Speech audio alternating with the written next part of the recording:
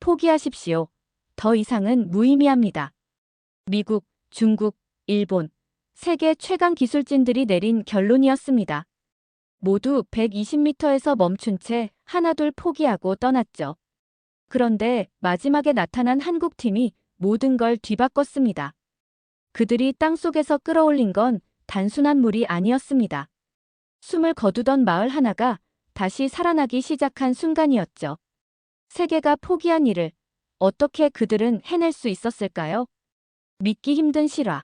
지금 시작하겠습니다. 저는 10살 소녀 아미나예요. 나이지리아 북동쪽 끝, 구자라는 작은 마을에서 태어나 자랐어요. 예전엔 아이들 웃음소리가 골목마다 울려 퍼지던 곳이었어요. 그런데 어느 순간부터 이곳에선 웃음소리가 완전히 사라졌죠. 물이 없어졌거든요. 깨끗한 물 한 방울 구하기가 하늘의 별 따기만큼 어려워진 거예요. 그날도 태양은 화가 난 눈처럼 마을 위를 내려다보고 있었어요. 저는 집 앞 그늘에 앉아 바람에 날리는 먼지를 멍하니 바라보고 있었죠. 온 세상이 갈색이었어요. 땅도, 풀도, 물도, 심지어 하늘조차도. 배에서는 꼬르륵 소리가 났고 가슴은 눌린 돌처럼 답답했어요. 깨끗한 물은 오늘도 없었고 제 동생은 하루가 다르게 말라가고 있었어요. 2024년이 시작되자마자 우리 마을에 슬픔이 찾아왔어요. 처음 떠난 건 아기 할릴이었죠. 그날 아침 할릴 엄마의 울음소리가 마을 전체에 울려 퍼졌어요. 그 소리에 제 마음도 아팠어요. 이제 막 걸어다니기 시작한 아기였는데 그 작은 발로 다시는 마을 골목을 뛰어다닐 수 없게 되었어요. 마을 유일한 간호사 루스 이모가 낮게 속삭였어요.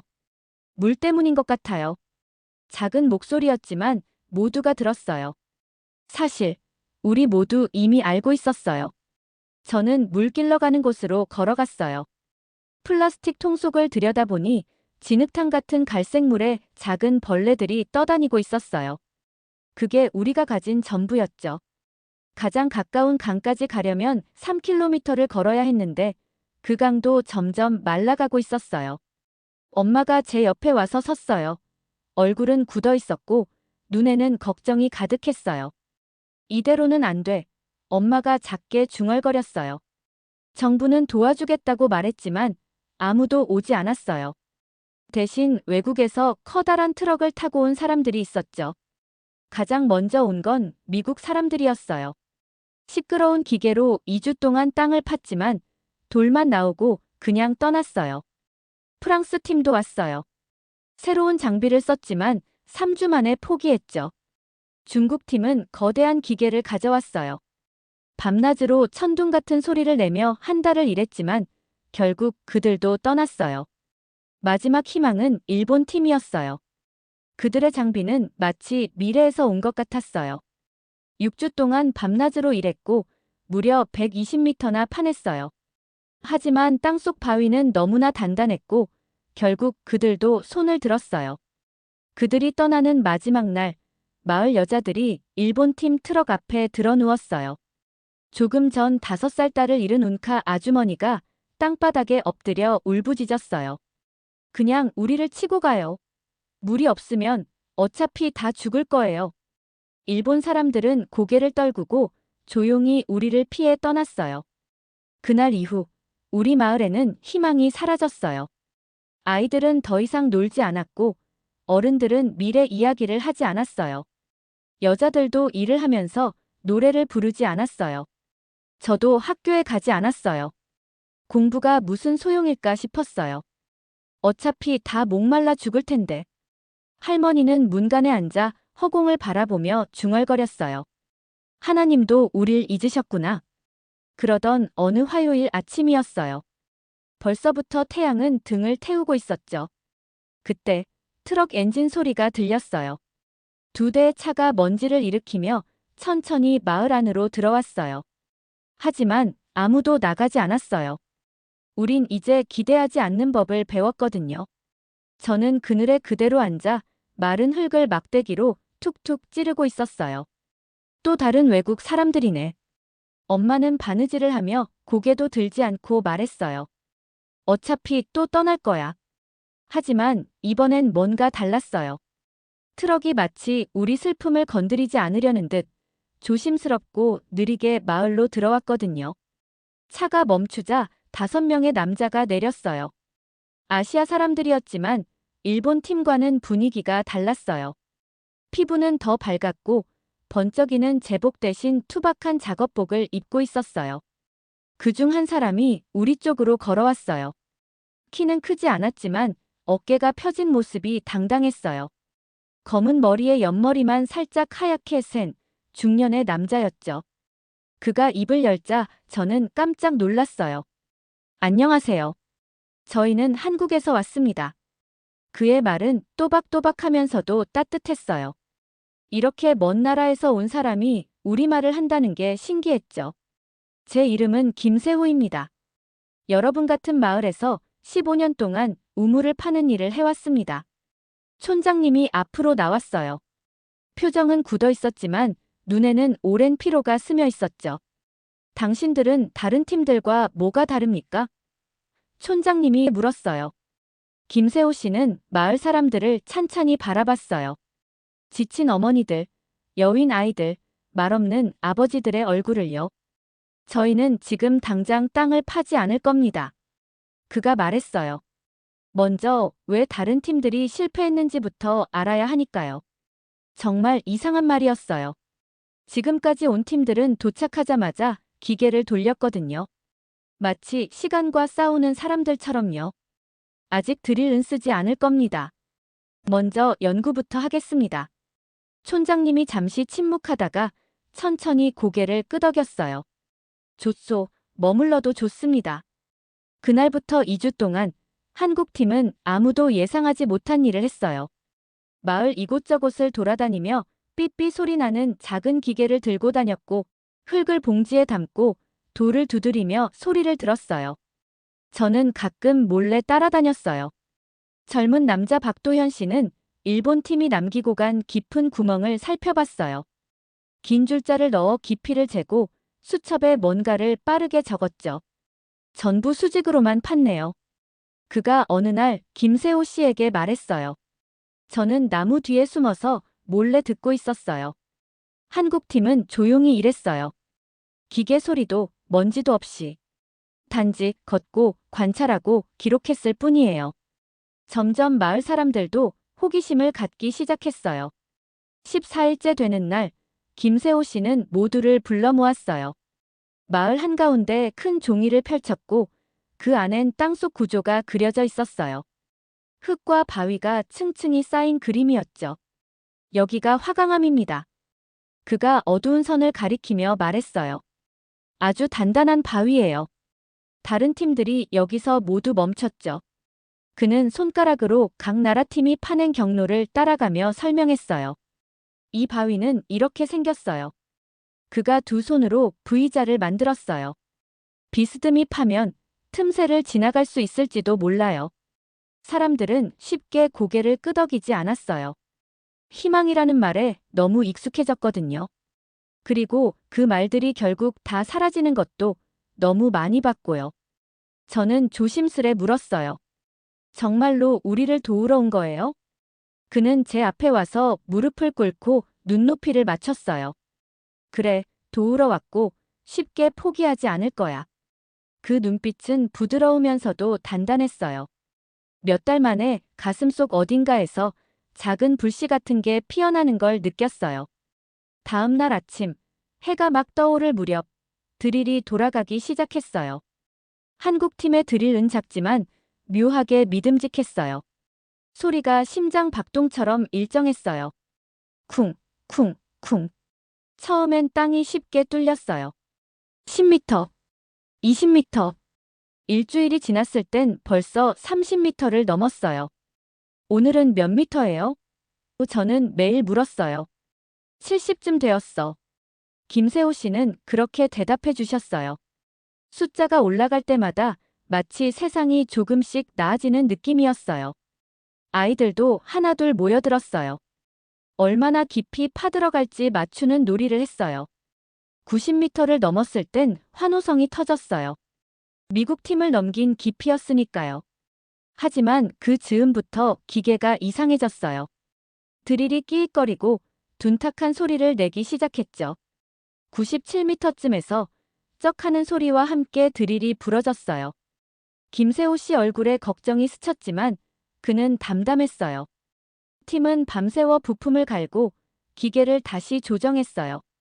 100m, 102m, 110m, 그리고 120m. 일본 팀이 포기했던 그 지점이었죠. 그날 밤 한국 팀은 별빛 아래에서 긴 회의를 했어요. 낮은 목소리로 조심스럽고 진지하게. 다음 날 아침 김세호 씨는 방향을 바꾸겠다고 했어요. 이제부터는 비스듬히 파야 해요. 큰 바위를 피해 옆으로 가야 합니다. 그런데 그렇게 파려면 더 많은 냉각수가 필요했어요. 기계가 훨씬 더 뜨거워지기 때문이죠. 엄마가 제일 먼저 일어섰어요. 우리가 물을 날라드릴게요. 다른 아주머니들도 따라 일어났어요. 그건 기적 같은 광경이었어요. 매일 3km를 걸어 더러운 물을 길어오던 분들이 이제는 기계를 위해 물을 더 나르겠다고 나선 거예요. 청년들도 밤마다 발전기를 돌리고 조명을 설치했어요. 오빠는 금속 막대에 숫자를 써서 깊이를 표시했어요. 우리 아이들은 그림을 그려 기계에 붙였어요. 파랗게 솟는 물줄기, 웃는 얼굴, 초록빛 풀잎. 그날 이후 마을은 다시 움직이기 시작했어요. 다 같이 한 방향으로. 130m, 140m. 드릴은 마치 숨이 가쁜 듯 천천히 바위 속을 파고들었어요. 그런데 갑자기 150m에서 기계가 멈췄어요. 아무리 밀어도 기계는 앞으로 나아가지 않았어요. 김세호 씨는 뜨거운 드릴 옆에 서서 오래도록 말이 없었어요. 바위는 너무 깊고 너무 단단했어요. 이제 그만둘까요? 누군가가 작게 속삭였어요. 가슴이 덜컥 내려앉았어요. 또 실패인가 봐요. 여기까지 왔는데. 저는 할머니 집으로 뛰어갔어요. 몇 달 전에 학교에서 접었던 종이학이 생각났어요. 구겨지고 색이 바랬지만 희망이 그대로 남아있는 것 같았어요. 그걸 꾹 쥐고 김세호 씨에게 달려가 손에 꼭 쥐어드렸어요. 제발요, 물을 찾아주세요. 그는 손바닥 위에 종이학을 조용히 바라보다가 천천히 팀원들을 돌아봤어요. 한 사람씩 고개가 끄덕여졌어요. 한 번 더 해보자. 드릴이 다시 돌아가기 시작했어요. 아주 천천히. 거의 멈춰있는 것처럼 보일 정도였어요. 160m, 165m. 그러다가 쾅. 지하 깊은 곳에서 무너지는 듯한 소리가 났어요. 드릴이 갑자기 툭 하고 밑으로 빠졌어요. 그리고 그 순간 펑. 물이 솟아올랐어요. 땅을 뚫고 하늘 높이 치솟았어요. 20m 넘는 물기둥이 햇빛을 받아 반짝이며 무지개를 만들었어요. 우리는 소리를 지르며 달려갔어요. 웃고 울고 춤추며 온몸으로 물을 맞았어요. 저는 두 손으로 물을 받아 마셨어요.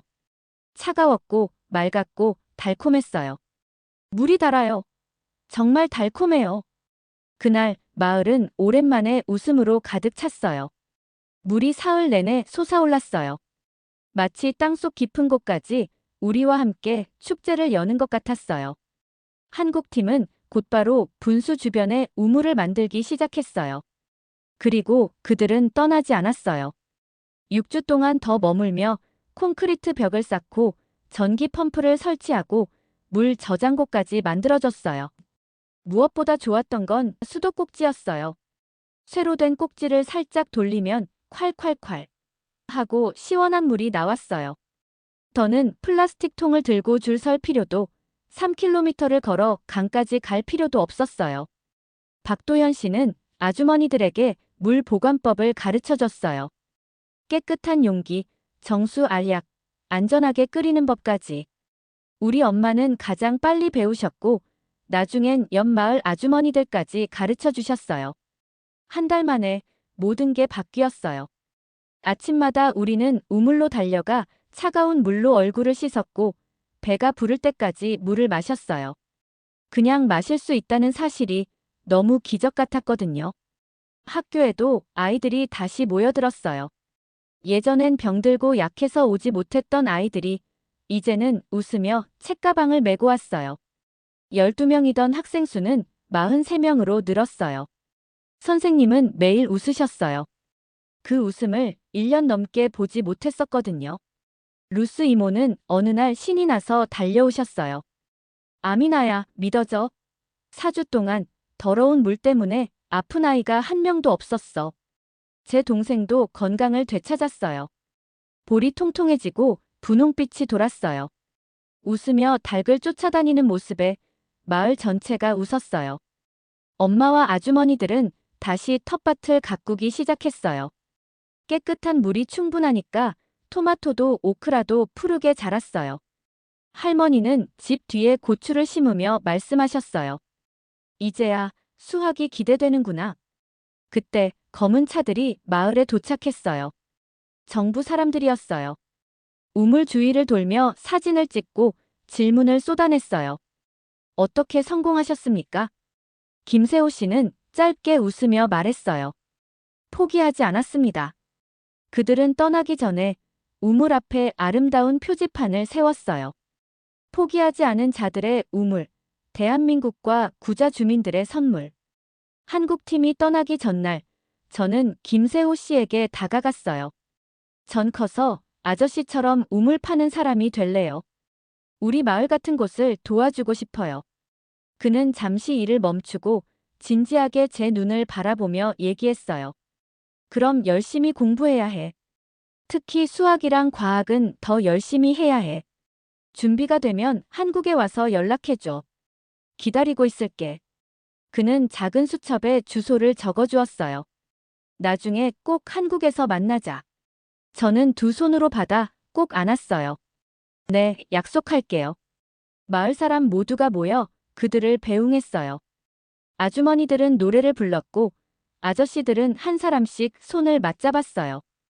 아이들은 저를 포함해 펑펑 울었어요. 트럭이 먼지를 일으키며 저녁 햇살 속으로 사라질 때 촌장님이 말씀하셨어요. 저 사람들은 우리에게 물만 준 게 아니오. 우리의 미래를 돌려준 거요. 이제 우리가 한국을 이야기할 땐 낯선 나라라고 느끼지 않아요. 우리가 우리 자신을 믿지 못할 때조차 끝까지 우리를 믿어준 진짜 친구들이 있는 나라라고 생각해요. 매일 아침 깨끗한 물을 마실 때면 그 눈빛이 떠올라요. 밤마다 수학 문제를 풀 때면 제가 한 약속이 생각나요. 이건 단지 물이 솟아난 이야기만이 아니에요. 세상이 등을 돌려도 절대 포기하지 않은 사람들에 대한 이야기예요. 그리고 어쩌면 지금 이 순간에도 어딘가 또 다른 구자에서 새로운 이야기가 시작되고 있을지 몰라요. 오늘도 즐거우셨나요? 여러분의 구독과 좋아요는 영상을 만드는데 큰 힘이 됩니다. 오늘도 시청해주셔서 감사합니다.